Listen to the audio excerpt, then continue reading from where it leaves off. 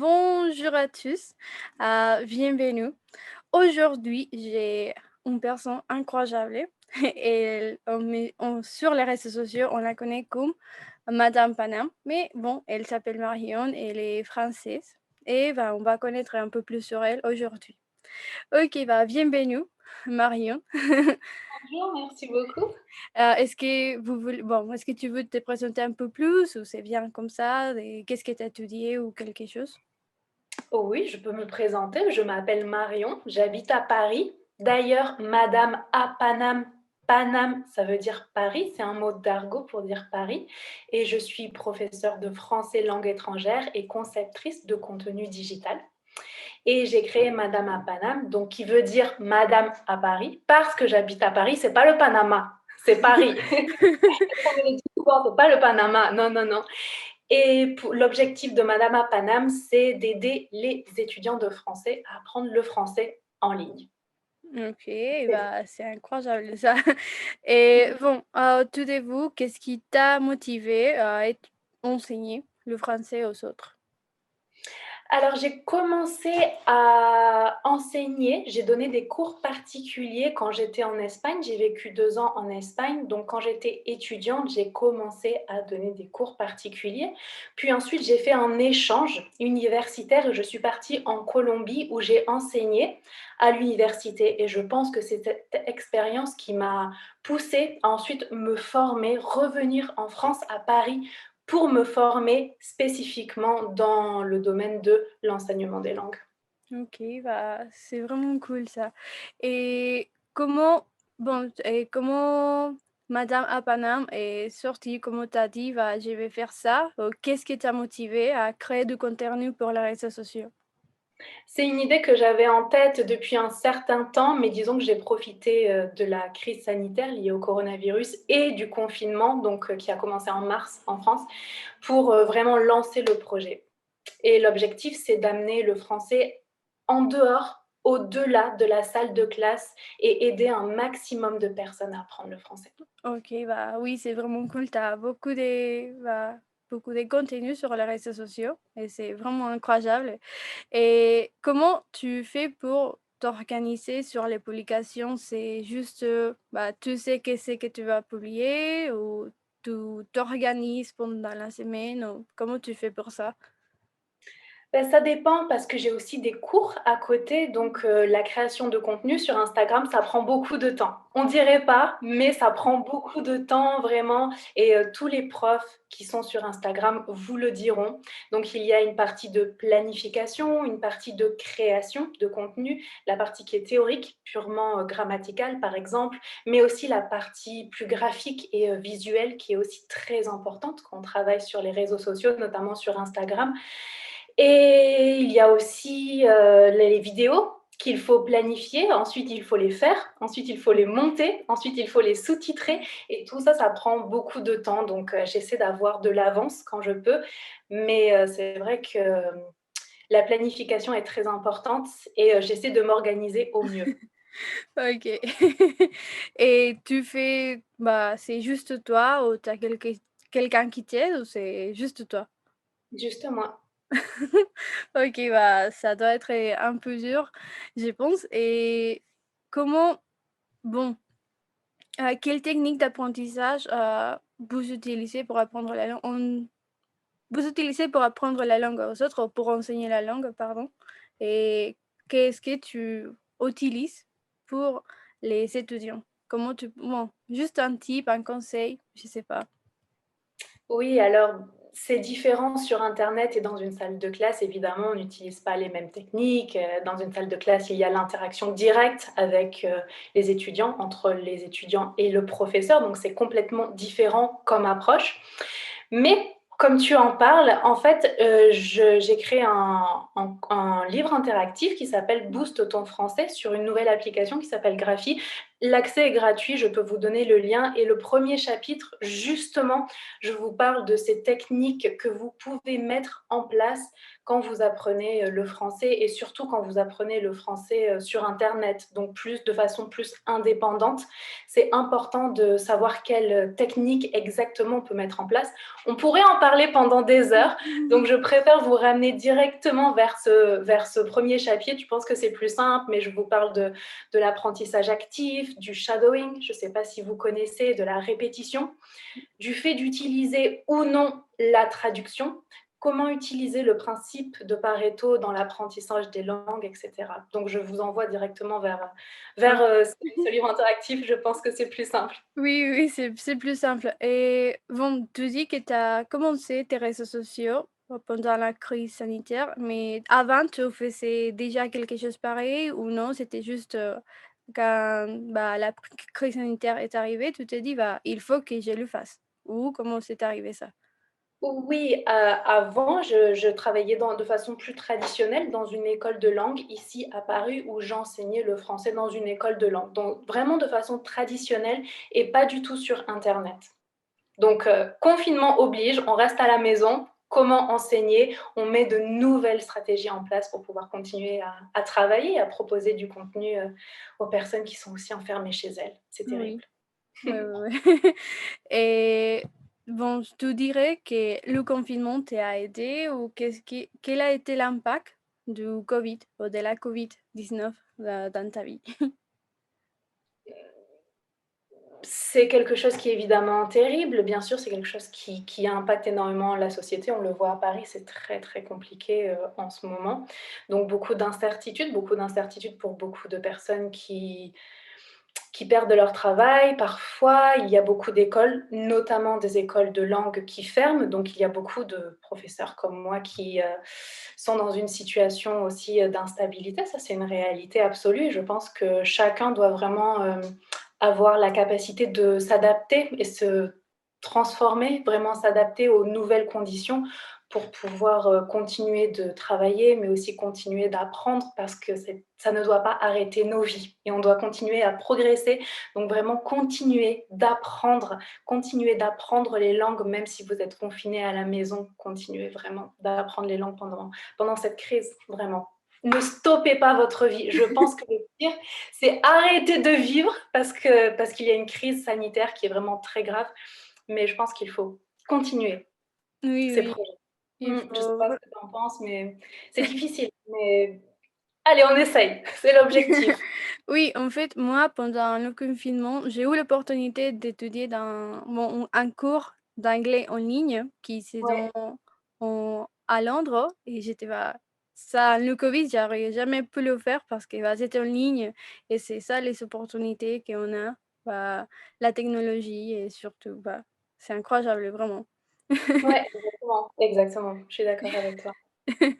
Et bon, quels conseils ou recommandations tu donnes à quelqu'un de nouveau en français, quelqu'un qui commence, quelqu'un qui veut apprendre, qui ne connaît pas du tout le français, mais qui veut apprendre? Je pense que le plus important, c'est vraiment, de s'amuser. Ça, c'est vraiment la base et de voir quelles sont les techniques qui fonctionnent parce que certaines techniques fonctionnent pour certaines personnes plus que d'autres. C'est normal, chacun a une façon différente d'apprendre, donc il faut voir comment est-ce qu'on apprend. Est-ce qu'on a plutôt une mémoire auditive, visuelle? Est-ce qu'on a besoin de répéter beaucoup? Est-ce qu'on a besoin d'utiliser des couleurs et cetera? Ça, c'est très important de savoir comment apprendre, c'est le plus important. Après, je pense qu'il faut aussi rester motivé parce que parfois il y a des difficultés dans son apprentissage, il y a des hauts et des bas, c'est normal. Et quoi d'autre? Regarder les films, écouter de la musique en français, mais surtout apprendre une langue avec du contenu que vous aimez. C'est le plus important de créer un lien émotionnel positif avec la langue que vous apprenez, OK, je pense. oui. Oui, oui, c'est bah, si tu n'aimes pas, bah, tu vas pas apprendre, je pense. Bah, Bah, c'est voilà, basiquement, exactement. oui, oui, oui. Et bah, tu penses que connaître une autre langue t'aide professionnellement ou académiquement ou quel est l'impact dans ta vie apprendre notre langue ou de connaître notre langue? Oui, alors, je pense que ça concerne 2 domaines, sur le domaine personnel et professionnel. D'un point de vue personnel, heu, bien sûr que ça a un impact positif et par exemple, pour moi, mon mari est colombien. Donc à la maison, on parle espagnol et la plupart de mes amis n'ont pas forcément le français comme langue maternelle. Donc peut-être qu'on parle français ou d'autres langues, espagnol, anglais, mais la plupart des gens qui ont impacté ma vie, on ne parlait pas la même langue. OK. Donc vraiment, quand vous apprenez une langue étrangère, c'est vraiment un monde qui s'ouvre à vous et c'est vraiment le fait de rentrer en contact avec des gens que vous n'auriez jamais connus si vous ne parliez pas de langue étrangère et ça, c'est très important. Et ensuite, d'un point de vue professionnel, j'ai beaucoup travaillé à l'étranger, donc ça aurait été difficile si je n'avais parlé que français. Et sur le web, maintenant, je travaille sur internet et il y a beaucoup de contrats qui se négocient en anglais. Donc si on ne parle pas anglais, c'est pas possible. Donc évidemment que l'impact est global et que si je ne parlais que français, ma vie aurait été très différente. Oui, oui, oui, c'est vrai. Bah, quand je suis allée en France, mon copain, il est français, je l'aurais jamais connu, c'est incroyable ça de parler une autre langue. Oui, Oui, oui. exactement, exactement. Ça donne beaucoup d'opportunités, de possibilités qu'on n'aurait jamais, en fait, si on ne parlait que sa langue. C'est une évidence. Oui, oui, oui. Et bon, ça, c'est une question un peu difficile, je pense, sur les personnes quand je le pose, ils sont en mode, mais pourquoi tu demandes ça?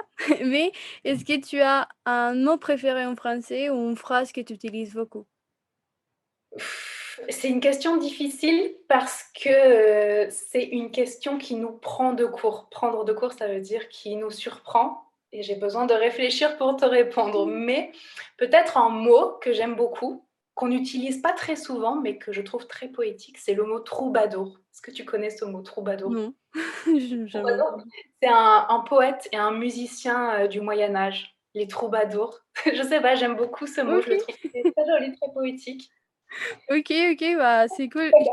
Je trouve que c'est un peu bon, ça, c'est comme espagnol, je le trouve espagnol le son, mais ouais. Oui, Trovado. probablement, oui. Et toi, quel est ton mot, préféré en français ou en espagnol? Est-ce que tu as un Ah, mot préféré? souhaiter. Je pense que souhaiter, c'est un bon mot parce que Oui. tu peux souhaiter quelque chose de bon et oui, c'est ça, souhaiter, juste souhaiter. Ou profiter aussi, on OK, doit c'est un profiter. bon mot aussi. Et bon, est-ce que tu as ou pendant tes cours de français, je ne sais pas si tu donnes des cours, justement bon, à à comment on dit ça? Anglophone? Anglophone? Anglophone? Oui, OK, anglophone ou est-ce que tu donnes des cours, aux anglophones ou juste, quel est ton type de personne ou quel est ton objectif de personne? Je sais pas si tu as un objectif ou si c'est juste, des personnes qui habitent en France ou quel est comment ça se passe tes courses en ligne tes cours en ligne? Alors je travaille avec des publics, très, très différents, d'horizons très, très différentes, des personnes qui habitent en France et qui veulent apprendre, le français parce qu'ils habitent ici pour travailler, pour leur vie, mais aussi des gens qui sont à l'étranger. Je travaille aussi dans une école à Paris d'artisans d'art, donc des étudiants en fait qui viennent étudier, en France, donc qui prennent aussi des cours de français. Donc vraiment des gens du monde entier. Il y a pas peut-être plus d'anglophones, de personnes des États-Unis, ce serait peut-être une partie assez importante des gens avec qui je travaille, mais il y a vraiment des gens de partout, d'Asie, d'Amérique latine, beaucoup d'Europe, d'Afrique du Nord aussi. Donc c'est vraiment très d'Inde, beaucoup d'Inde aussi. Donc c'est vraiment très très global. Oui, très Voilà, bien. et tout OK. le monde ne parle pas anglais, donc voilà, et tout le monde ne parle pas espagnol, donc l'objectif des cours de français, c'est aussi de donner des cours 100 en français, même au niveau A1. C'est possible d'apprendre une langue sans la traduction et c'est beaucoup plus efficace, en fait. Oui, oui, oui, c'est vrai. Ouais, Oui et surtout que si tu es en France, tu habites en France, c'est plus facile parce que tu écoutes ou tu entends le français tous les jours, toute la journée. C'est pas exactement. par exemple ici comme au Mexique et si tu apprends le français, tu vas pas l'entendre pendant ta journée et tu vas être, je sais dire: «Bonjour, je m'appelle» et cetera, mais comment je peux l'utiliser?